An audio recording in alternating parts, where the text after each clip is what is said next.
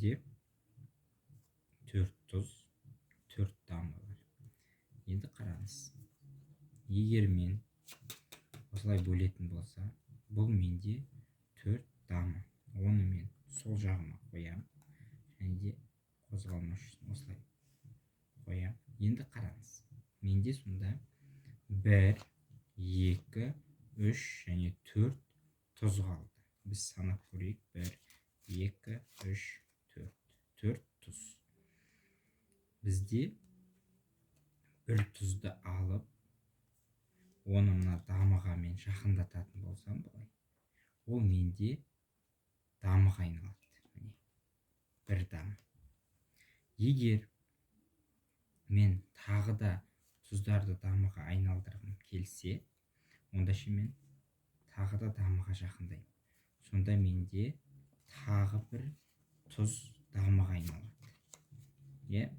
Сонда менде 2 дамы болады. Енді қараңыз, менде 2 тұз 2 дамыға айналып кетті. Демек, 2 тұз бар. Бірінші тұзым міне, екінші тұзым тіпті айналып кеткен екен дамыға.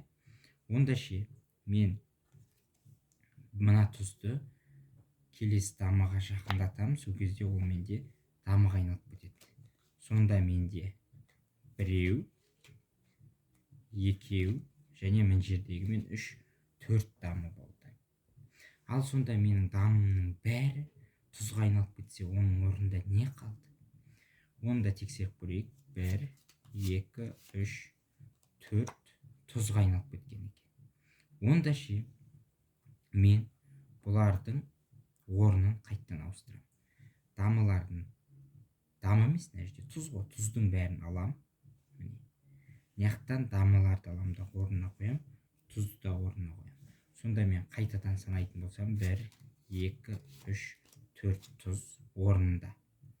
Ал мында 4 дамы болу керек қой. Қараймыз. 1, 2, 3, 4 дамы. Сонда менде 4 дамы, 4 тұз орындарын ауыстырып жатыр.